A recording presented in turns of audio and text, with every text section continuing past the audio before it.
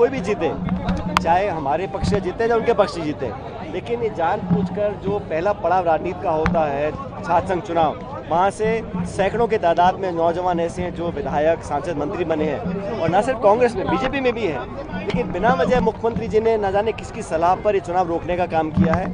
आज जो हजारों छात्र इकट्ठे हुए हैं एनएसयूआई के पायदान पर, प्लेटफॉर्म पर, हमारी मांग है कि सरकार तुरंत प्रभाव से चुनाव कराए और पूरे प्रदेश में हम दबाव बनाएंगे। प्रत्येक जिले में हम इस सरकार को मजबूर करेंगे कि चुनाव कराए जाए। 2.25 साल से ये सरकार राजस्थान में है, ये ऐसा एक भी कोई काम नहीं गिना सकती जिसको ये कहें कि हमारी उपलब्धि है। हमारी सरकार में जो काम किए उसको रोककर ये कुछ शुरू नया नहीं कर पा रहे हैं, चाहे वो नौकरी की बात हो, चाहे किसानों को मदद करने की बात हो।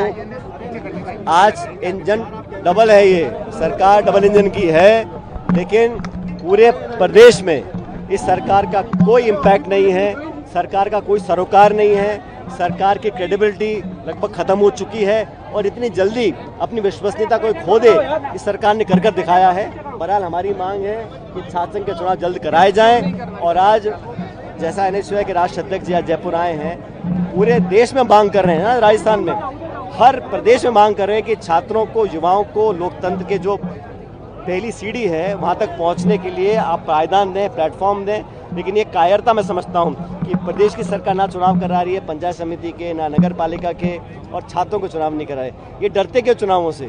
चुनाव कराएं, हार जीत होती रहती है, तो ये डर के माहौल में चुनाव ना करवाएं, ये सरकार को मुझे लगता है बैकफुट पर है। सरकार हमारी बात को मांगने के लिए मजबूर करेंगे और छात्रों को चुनाव कराने पड़ेंगे। और एक बहुत बड़ी चीज आपने की आज सहनशीलता, संयम और मधुर भाषा,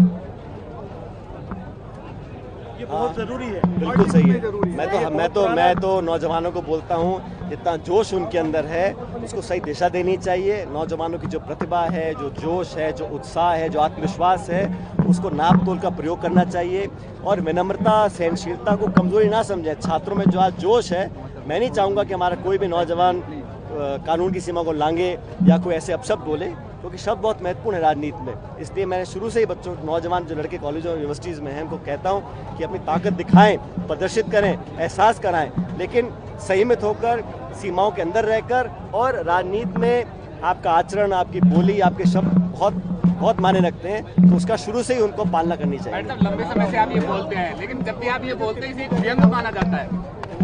मैं तो नौजवानों को वो दे रहा हूँ जो मैंने अपने 25 साल में सीखा है, और मुझे बहुत जल्द मौका मिल गया था राजनीति में आने का। 25-26 साल की उम्र में संसद में चला गया था, तो मेरा अनुभव ये रहा है कि नौजवानों को बहुत कुछ करके दिखाने का मौका मिलता है, लेकिन जीवन में, राजनीति में जो हमारा आचरण है, जो बोली है, जो हमारी कार्यप्रणाली है, बहुत महत्वपूर्ण होती है, उस पर बहुत ध्यान देना चाहिए। सत्यपाल मलिक जी का निधन हुआ, सत्यपाल मलिक जी का निधन हो गया है। मैंने अभी हम सब ने मिलकर सामूहिक रूप से सत्यपाल मलिक जी को श्रद्धांजलि दी है। उन्होंने जीवन में हमेशा किसानों की लड़ाई लड़ी है, उनके जाने से बहुत बड़ा एक आहत हम सब लोगों को हुई है। मैं उम्मीद करता हूं कि उनकी आत्मा को प्रभु शांति देगा, लेकिन उन्होंने अपने जीवन के अंतिम सांस तक लड़ाई लड़ी किसानों की, वो हमेशा देश याद रखेगा। राहुल जी को लेकर सुप्रीम कोर्ट ने जो टिप्पणी की है, प्रियंका अभी गांधी सुप्रीम राहुल गांधी जी ने जो बोला, विपक्ष के नेता को ये पूरा अधिकार है कि सरकार से सवाल पूछे, और मैं समझता हूं कि इस प्रकार से अगर सोशल मीडिया पे नेता प्रतिपक्ष अपनी बात नहीं रखेंगे तो कहाँ रखेंगे? किस कानून में लिखा है कि अपनी बात को नहीं रख सकते? सवाल पूछना, विपक्ष के पास कभी भी दस्तावेज नहीं होंगे, विपक्ष के पास कभी भी कागज नहीं होंगे, लेकिन जो सवाल पूछने हैं वो पूछा जाएगा। और मैं तो दाद देता राहुल गांधी जी की, हर मोर्चे पर उन्होंने सवाल पूछे, सरकार को कटघरे में खड़ा किया, और अनेकों बार सरकार बैकफुट पे आई, अपने निर्णयों को वापस लेना पड़ा है। आज के प्रदर्शन को लेकर भाजपा का बयान है कि कांग्रेस ने बंद किए थे चुनाव हमारे समय के बंद नहीं हुए, और बहानेबाजी है।